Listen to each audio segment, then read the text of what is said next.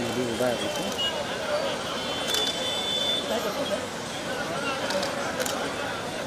अरे हा व्हिडिओला हेल्मेट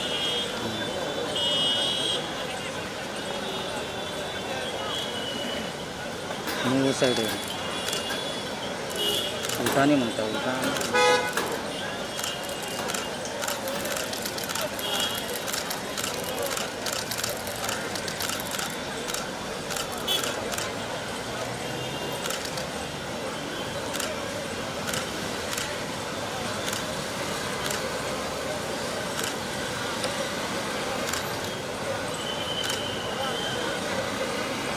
हेल्मेट रे बाबा.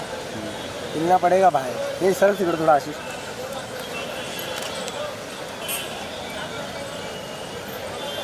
गेला आतमध्ये आता काय नाही.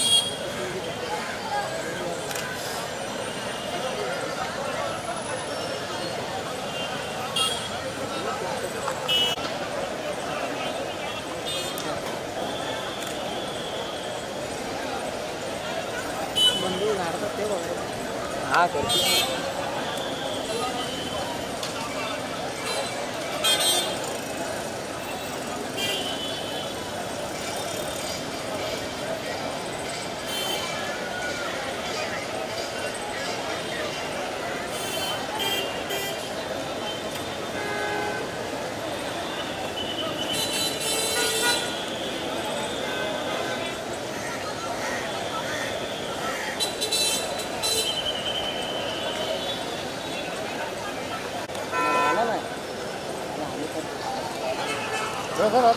चले चलो भाई लोग रुको जरा 2 मिनट.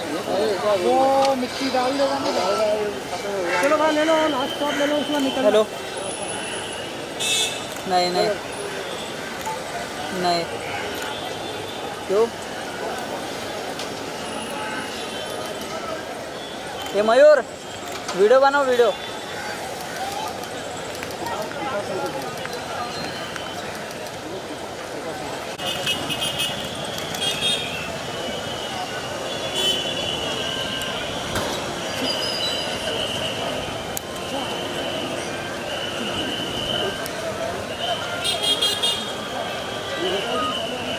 हा करतो.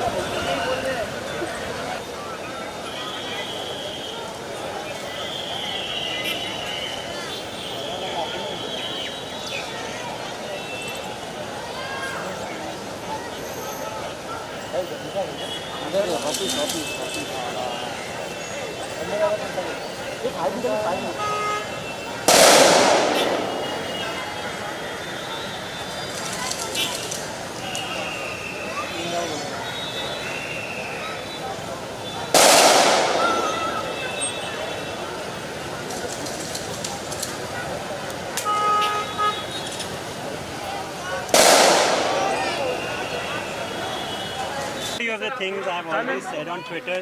अगर किसी को स्पेसिफिक सवाल है कोई तो प्लीज़ अभी आप पूछ लें. जैसे आप सभी लोग जानते हैं साहब की आज हिंदुजा हॉस्पिटल खार में सुबह 7 बजे के कुछ देर के बाद पीसफुल शांतिपूर्वक एक अच्छे से उन्होंने इस दुनिया से हम लोगों से अलविदा कहा. सायरा जी, डॉक्टर की पूरी टीम और फैमिली मेम्बर्स सभी लोग इतराफ़ में थे. ऑफिशियली मैंने उसको ट्विटर पे 8:01 पे अनाउंस किया. और आप सब लोग जानते हैं कि दिलीप कुमार साहब एक फिल्म स्टार और एक अदाकार और एक आर्टिस्ट ही नहीं थे बल्कि एक ग्रेट ह्यूमन बीइंग थे. और जितना भी मैं दिलीप साहब को जानता हूँ मुझको हमेशा साहब की बातों से साहब अपने आप को एक आर्टिस्ट कम और ह्यूमन बीइंग ज़्यादा पोर्ट्रे करना चाहते थे. उनकी बातें, उनकी सोच, उनकी तकलीफ़ जो लोगों के लिए, उनकी भावनाएं जो दो लोगों के लिए थी वो एक इंसानियत के लिए थी, अच्छे लोगों के लिए थी, अच्छे देश के लिए थी, देश के लोगों के लिए थी और पूरी दुनिया के लिए थी. इसी तरह ट्विटर पे लोगों का जवाब आ रहा है. लाखों ट्वीट सुबह से आ चुकी हैं, हर किसी के आई हैं. इंडिविजुअल रिप्लाई पॉसिबल नहीं है लेकिन मैं आप लोगों के माध्यम से सभी फैंस, वेल विशर्स, साहब के मद्दा, साहब के शुभचिंतक लोग को ये मैसेज शुक्रिया का पहुंचाना चाहता हूं कि उन्होंने इतनी प्रार्थनाओं में साहब को हमेशा याद रखा, दुआएं भेजी।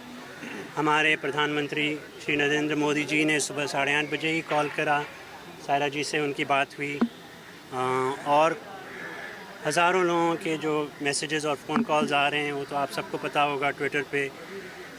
इससे हम लोगों को अब सिर्फ एक सबक है, एक लेसन हम सब लोगों के लिए, जो भी दिलीप कुमार साहब के शुभचिंतक थे, हैं, रहेंगे, कि एक आर्टिस्ट खाली अपनी एक्टिंग से अच्छा नहीं होता है, बल्कि एक अपने किरदार, अपने कैरेक्टर से, एंड अपनी ज़िंदगी उन्होंने कैसे जी है, ये सब हम लोगों के लिए मिसाल है। दिलीप कुमार साहब is an inspiration for all of us. एक सवाल आपसे प्रधानमंत्री से क्या बात? कोविड काल चल रहा है, ऐसे में 20 लोगों से ज़्यादा लोग फ्यूनरल में शामिल नहीं हो सकते। जी, कोविड 20 लोगों के नाम आप लोगों ने पुलिस स्टेशन और जो है कब्रिस्तान में दे दिया है, कौन से वो 20 लोग हैं? देखिए, ये लिस्ट मुझको रिवील करना शोभा नहीं देता है कि मैं मीडिया में कोई लिस्ट बताऊं ऐसी, लेकिन दिलीप कुमार साहब हमेशा इस चीज़ों के बड़े कायल थे कि जो भी नॉर्म्स उस वक्त होंगे, और साहब जब हॉस्पिटल में भी 1-2 बार गए तो वो बहुत मीडिया अटेंशन नहीं चाहते थे, बल्कि एक बार वो हॉस्पिटल में गए थे और मैंने ट्वीट कर दिया था तो काफ़ी नाराज़ थे कि तुमने क्यों बताया, मुझको सिंपल हॉस्पिटलाइजेशन हुआ था।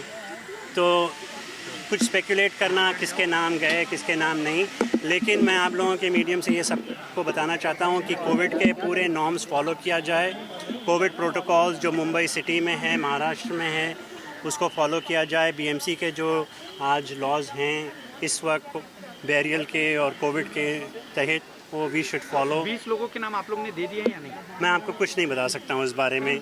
और मेरी ट्रस्टी से बात हुई मोहम्मद परवेज साहब से, तो उन्होंने कहा था कि एक काफ़ी उनके लिए एक मशक्क़त की बात होगी आप लोगों के लिए, सैंटा क्रूज की पुलिस के लिए भी। तो ये किस तरह से एक्चुअली, और आपकी नहीं, देखिए, कोई नाम देना, नाम की बात नहीं कर रहा, लेकिन किस तरह से लेकिन फॉलो किया जा रहा है, और आपकी क्या अपील रहेगी लोगों से? लोग तो वहाँ पर जमा हो गए ही सर। मैं आपसे सिर्फ इतना बोल सकता हूँ कि मुझे भी खबर मिली है कि लोग कब्रिस्तान में ऑलरेडी पहुंच गए हैं, और जैसा आपने कहा कि लोगों को आना है, लेकिन दिलीप साहब की भावनाओं को अपने दिल में रखते हुए मैं आप सभी लोगों के थ्रू, आपके ज़रिए, through you, I want to appeal to everybody to maintain the COVID protocols there are in the city and the state.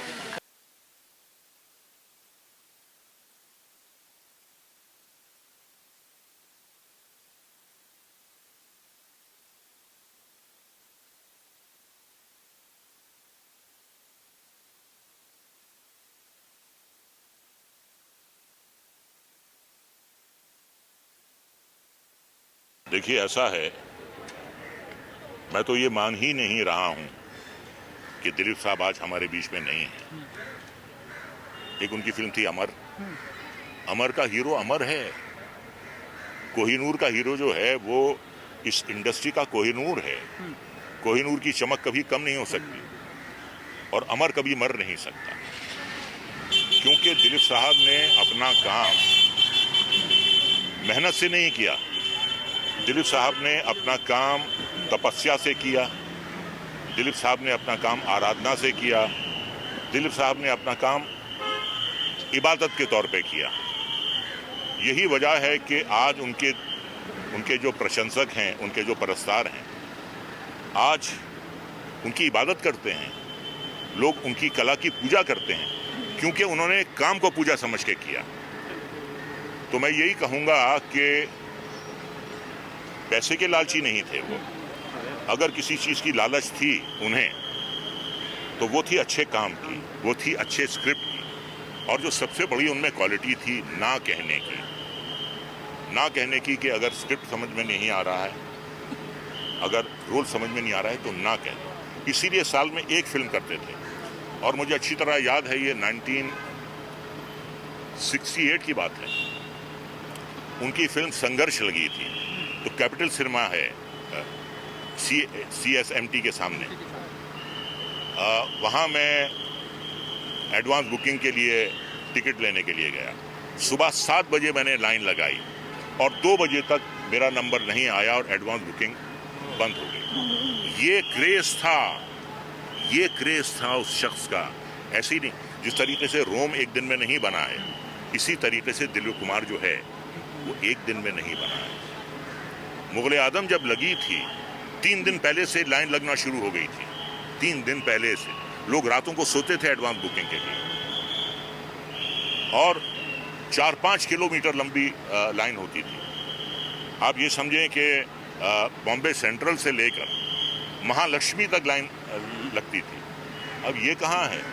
उन्होंने कभी साबुन नहीं बेचा, उन्होंने कभी शैम्पू नहीं बेचा टीवी पे आके, उन्होंने कभी कोई तेल नहीं बेचा, उन्होंने कॉस्ट्यूम नहीं बेचे। अगर उन्होंने कुछ बेचा तो कैमरे के सामने अपना फन बेचा। इसीलिए एक दिलीप कुमार है। हजारों साल नरगिस अपनी बेनूरी पे रोती है, बड़ी मुश्किल से होता है चमन में दीदावर। दिलीप कुमार एक था। ऐसा डेडिकेशन, ऐसी तपस्या किसी और में नहीं हो सकती। वो एक अलग मिट्टी के बने हुए थे। एक दिलीप कुमार 1000 साल में पैदा होता है। अब अगला कब पैदा होगा नहीं मालूम।